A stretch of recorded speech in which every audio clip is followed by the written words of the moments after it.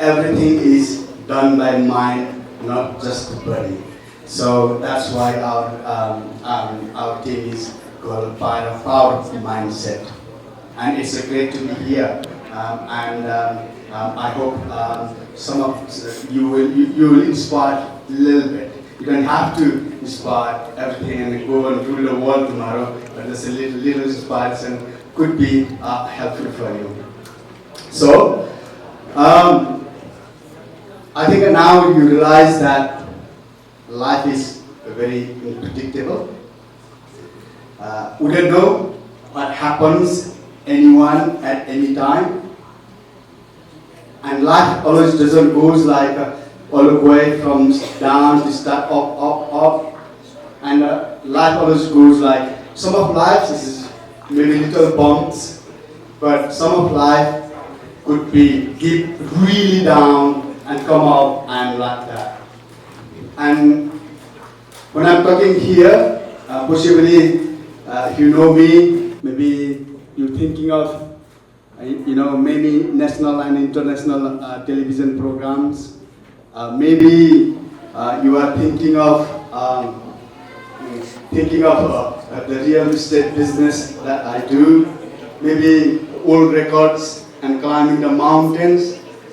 But my life was completely different than what I'm doing now. So I'll just take you little through my life and what I think about the life that I'll talk about at the end. And this is about adversity and resilience.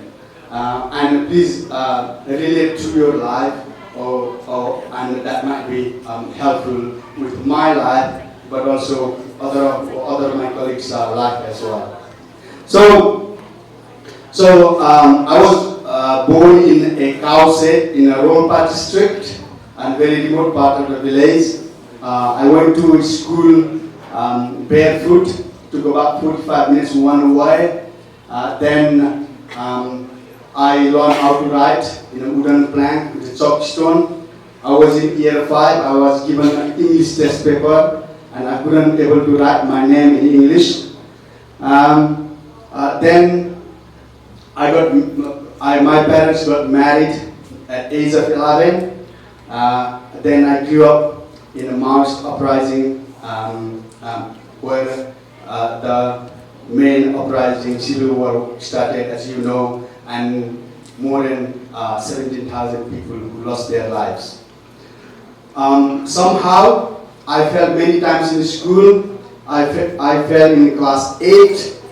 I fell in SLC, so I passed my SLC in compartment because my English wasn't good, so I have to give back the English retest again. I have to receipt and test.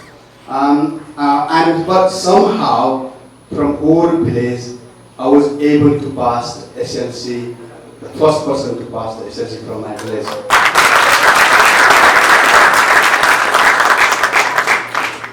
Then, as we never pleased, most of us, we instead of following our dreams, we follow our parents' dream. My dad couldn't able to join army because he was just one son. Because when he went to join, my granddad went and brought him back to home. So he always wanted. We are 3 brothers, and he always wanted one of us to join the army. He used to say, "You wouldn't be able to join the British army. It's too tough, but you will try in the end. And if you can't, then just try Nepalese army. That's fine." And I follow that. But in the life, you need to see to believe it. So from my school, a couple of my friends joined the British Army. So I just followed them, and I got into it. And I was so over 10,000 applicants. I got into 230 people in 1999, and I went to the UK. And maybe some of you have visited the UK, and the UK is completely a different place. So from eating to day-to-day life, to whatever you do, like going to the toilet, to pretty much it was completely different. And they even taught us how to clean your palm by toilet paper, which is I never did it. And also you are a hospitality man, so you know how to use a fork and knife. And I never used it, so that's how I learned. And my life was really fantastic after when I count now as a part of my service and other and visit. I visited more than 35 countries in the world, and I visited all the continents. And during that time, I visited some of the very developed countries around the world, but also I see some of the poorest countries around the world. I've been to the wars and things, and I experienced that. And life is going so good. Yeah, I had a great career in the army, and yes, I'll keep going. But life, as I said, nobody knows what happens to anyone at any time. So I was deployed to Afghanistan. It was 17th April 2010. We're working. We're doing food patrols. Our task was to take 2 engineers to survey the well, because the local people didn't have water, so we need to prepare for that. So we're going, and we're about 25 people in the team, and with single file in one line we're working, and I was 10th person, and we're going. It was about 3-4 o'clock in the afternoon, and we're walking down and just concentrating out of what to do next, and suddenly went BAM!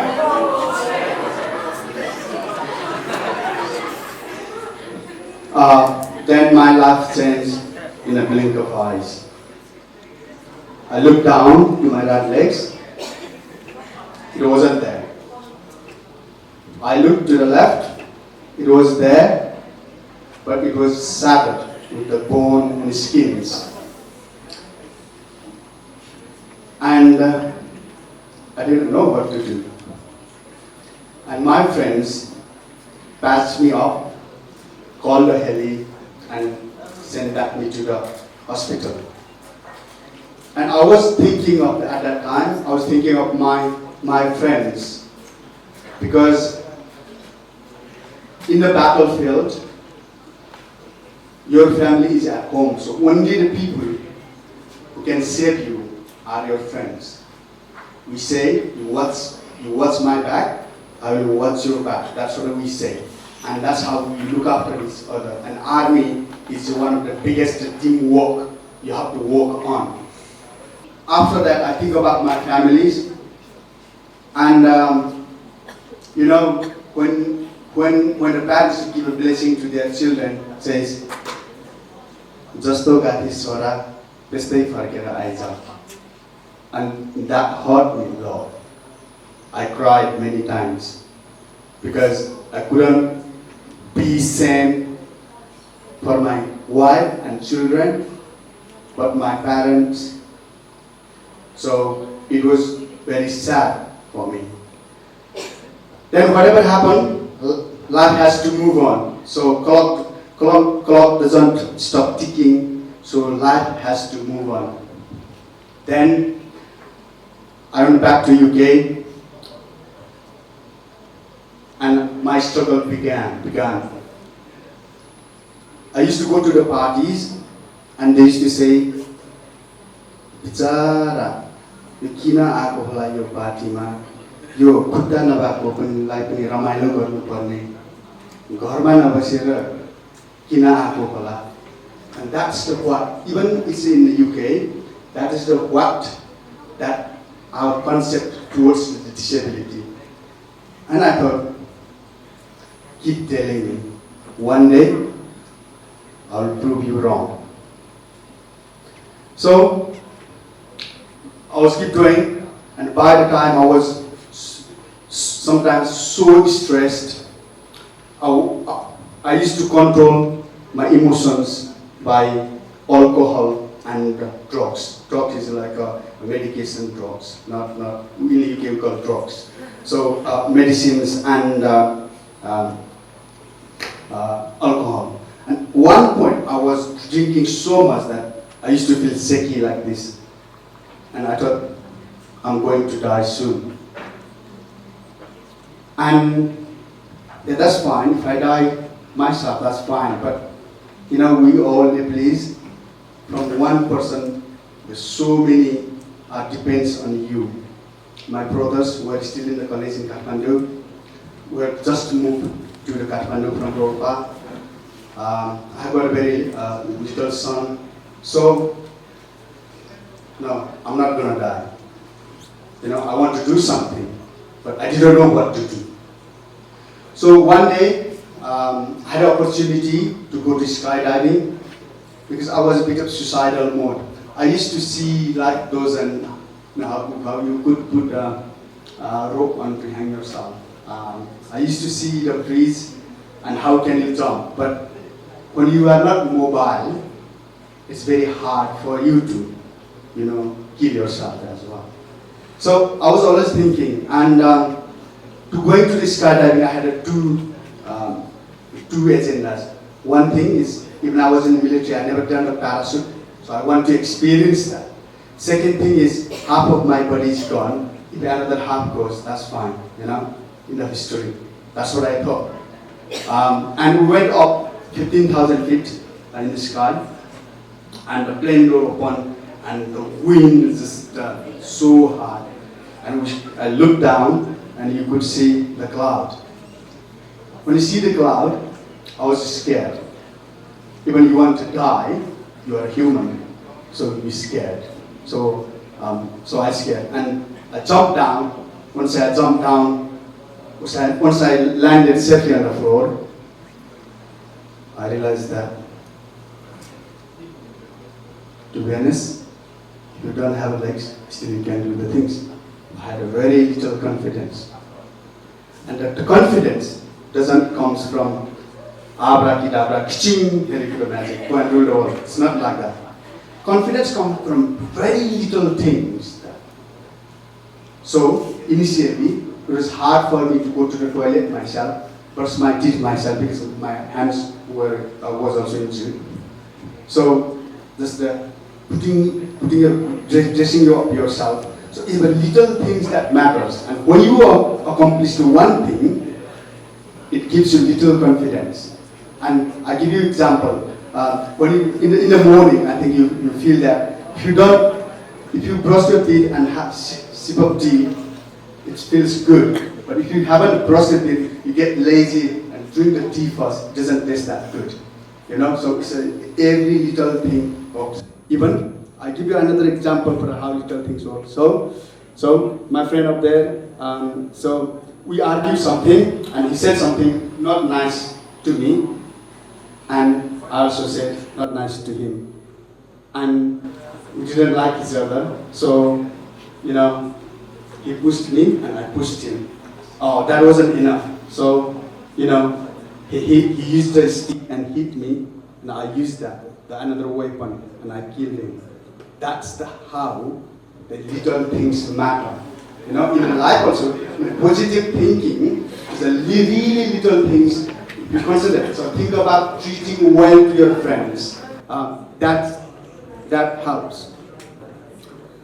And also, I keep doing, then after that, I was doing pretty much, after that my aim was to, what can I do physically after losing both legs? That was my aim. Then after that, I run around the world doing the sports and adventures. And I won the gold medal in the Endeavor Games in Oklahoma in USA, in archery. I also won the bronze medal in table tennis. I kayaked around the world. I'm the first person to kayak, first amputee to kayak around Isle of Wight. I'm also the first disabled person to ski in Nepal.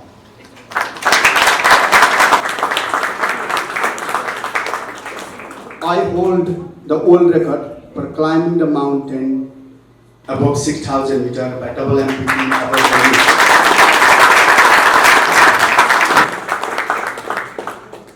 And all those confidence came for a living.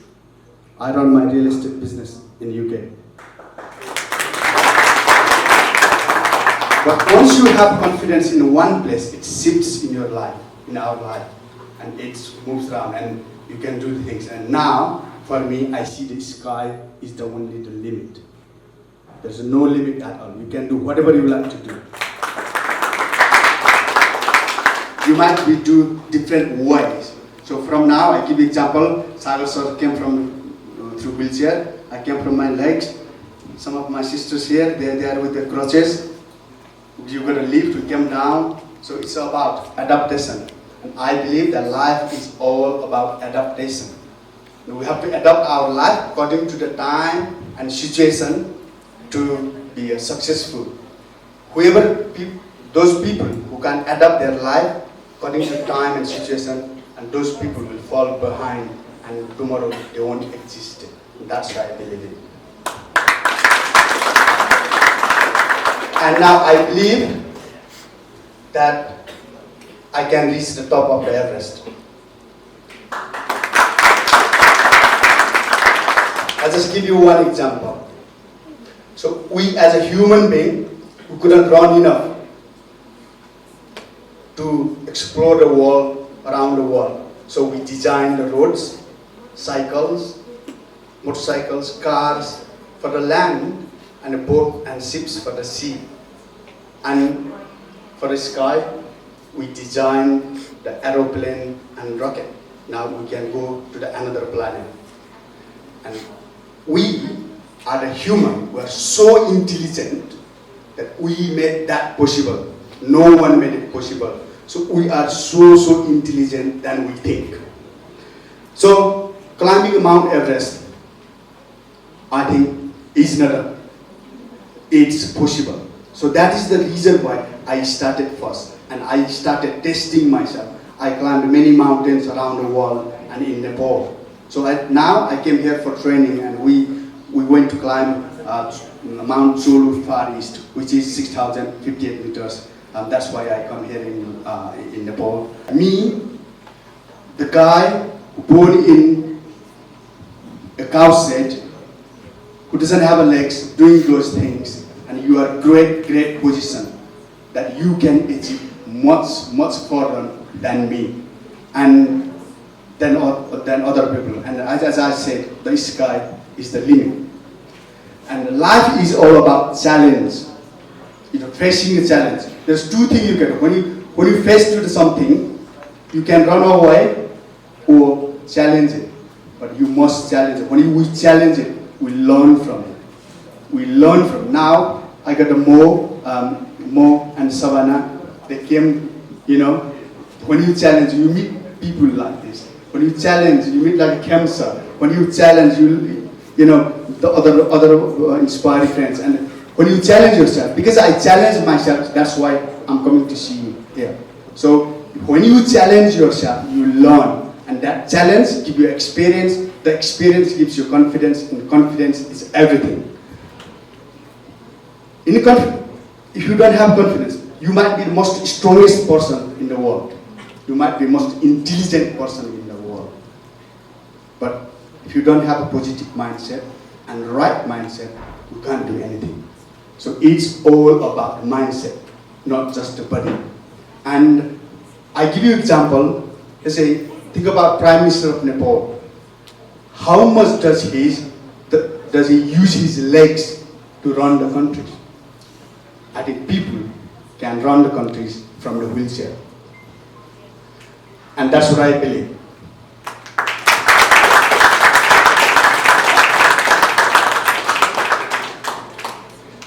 And also, it doesn't matter what is your background is, what family background you come from. It doesn't really matter. It's up to us to drive our life from the front seat.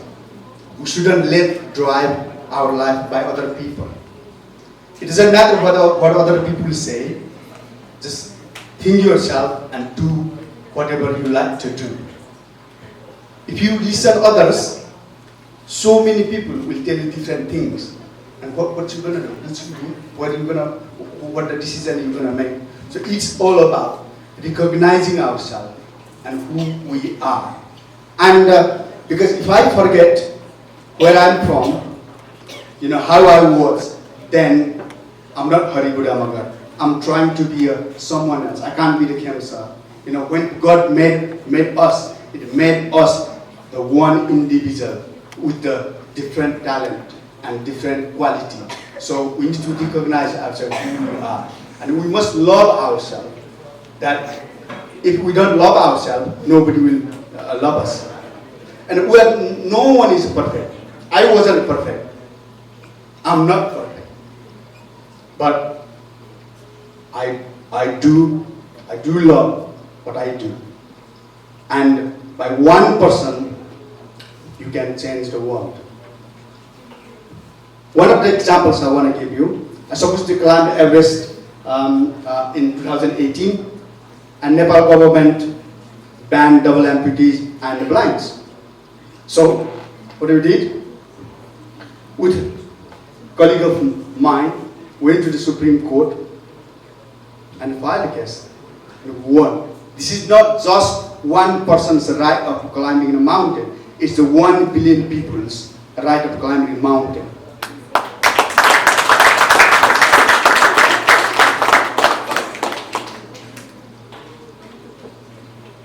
And we all have weaknesses. Shall I concentrate on my lost legs, or shall I concentrate on my remaining legs? That's up to me what I think and what I concentrate. If I concentrate on those lost, then I will be lost. So we should concentrate on our strength, not our weaknesses.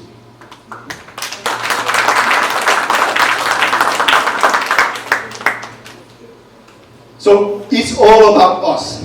So don't blame we shouldn't blame anyone. It is important that what we do, we should drive from our driving seat, from the front, and we should drive our life. It's up to us what kind of life we want to live and what kind of difference we want to make. Because I believe that surviving, everybody can survive, even animals can survive. So if you don't make a difference, then what is different between us and animal? So I think it's for me, I survived physically, I survived financially. Now for me is to make a difference. I gave 15 years of my time to the British government, and I gave both of my legs too. And it's a time for me to come back to Nepal and give some of my time and knowledge so that I can make a difference in disabled people's life, but also contribute to the Nepal as well.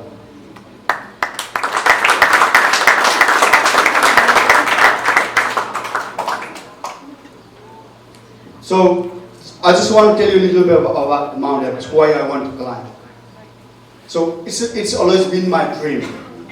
So I was born in Rolpa. I used to see the Sisne Himal, and from when I go higher, I used to see the Dhaulagiri. And I wanted to climb when I was in military, but in just 2 months. For the 2 months, it just takes 2 months to climb the mountain. So I couldn't able, and lots of money, but I lost my legs. But I'm much more determined to climb the Mount Everest. Why? Because I want, like yourself, achieving my dream. I want to encourage you to achieve your dream, achieve your Everest. It doesn't matter whether climbing mountains or climbing the business or climbing whatever you want to do in your life. That's my first. Secondly, in Nepal, I want to inspire, encourage, empower the disabled people. So when I die, make sure in Nepal, people with a disability go out and chase their dream, not be a burden to their families.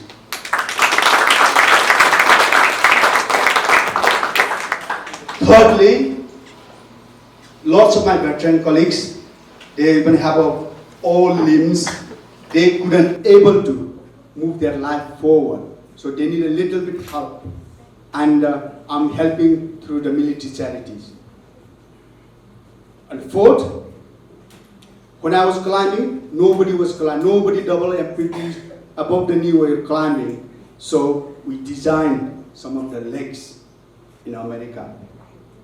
They said to me, I went to the UK in the NHS and said, I want to climb a mountain, please can I have legs? And they said, sorry, we can't give you, this is not engineeringly approved. And if we give you, you'll sue us. So that's fine, I'll go find somewhere and find somewhere, adapt my life and climb it. And that's what I did, that's what I'm climbing. And now we designed some of the prosthetic parts. And now we are working on the heating system, how we heat the socket so that we protect from the cold. So I'm helping science and technology to develop research and invent the future prosthetic legs. But this climb is not just me.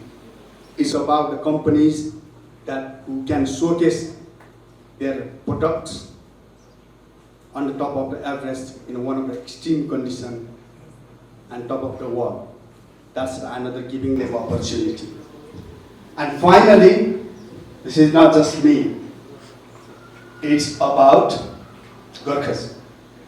It's about disabled people. And it's about Nepal and Nepali people. So that's what my climbing about. Thank you very much.